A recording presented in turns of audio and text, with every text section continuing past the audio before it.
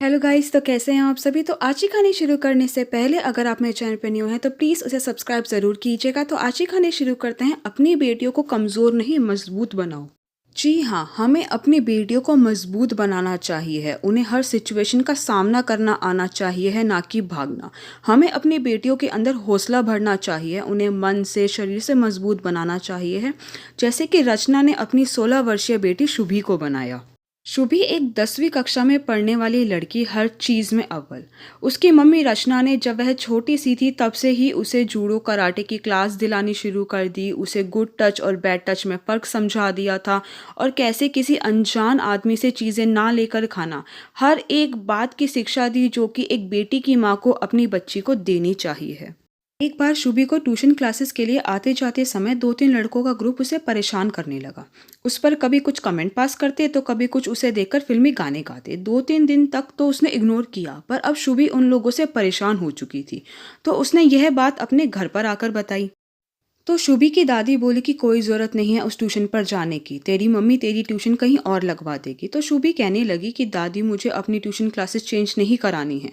मेरी सारी फ्रेंड्स इसी ट्यूशन पर जाती हैं तो मुझे भी यहीं जाना है पढ़ने के लिए। रचना यह सारी बातें शुभी के पापा को बताती है। तो शुभी के पापा भी बोलते हैं कोई बात नहीं, हम ट्यूशन ही चेंज करा देते हैं। तो रचना ने कहा कि शुभी ट्यूशन चेंज नहीं करना चाहती है। तो शुभी के पापा कहते हैं कि कोई बात नहीं, कभी तुम तो कभी मैं इसे ट्यूशन छोड़ आया करेंगे और ले आया करेंगे। यह बात सोचकर रचना को पूरी रात नींद नहीं आती है। उसके दिमाग में काफ़ी सारी बातें चल रही होती हैं कि उसके पापा या मैं अभी तो उसे क्लासेस के लिए छोड़ आया करेंगे, वापस ले आया करेंगे, पर कब तक। कल को जब वो अकेले स्कूल जाया करेगी, मार्केट में कुछ सामान लेने जाएगी, कॉलेज जाएगी, अगर दोबारा यही सिचुएशन उसके सामने आ गई तब वह क्या करेगी। अगर आज मैंने उसे इस सिचुएशन से डरकर भागना सिखा दिया तो वह हर बार हर सिचुएशन में इसी तरह डरकर भाग जाया करेगी और किसी ना किसी का सहारा ढूंढा करेगी जो उसकी मदद कर सके।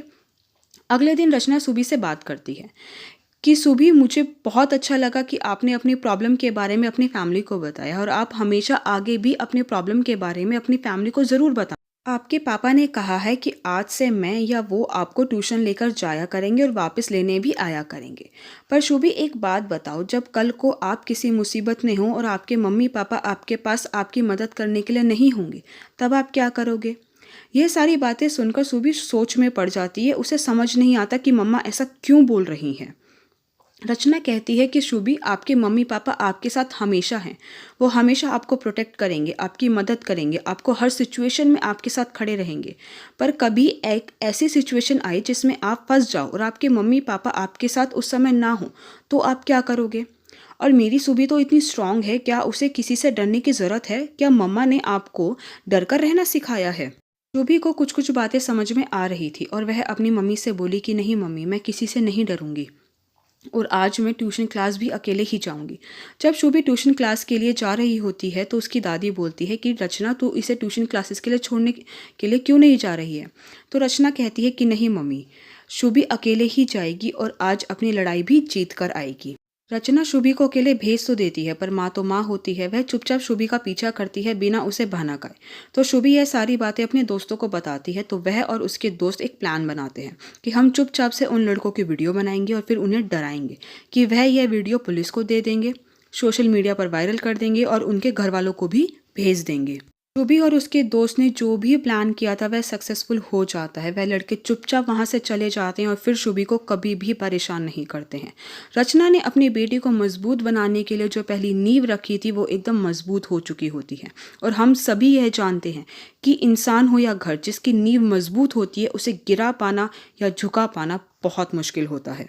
होप गाइस कि आपको आज की मेरी वीडियो पसंद आएगी, और आपको मेरी वीडियो पसंद आए तो प्लीज़ उसे लाइक ज़रूर कीजिएगा, शेयर कीजिएगा, मुझे कमेंट करके बताइएगा कि आपको मेरी वीडियो कैसी लगी। अगर आपने अभी तक मेरे चैनल को सब्सक्राइब नहीं किया है तो प्लीज़ उसे सब्सक्राइब ज़रूर कीजिएगा। Thank you so much guys मेरी वीडियो देखने के लिए।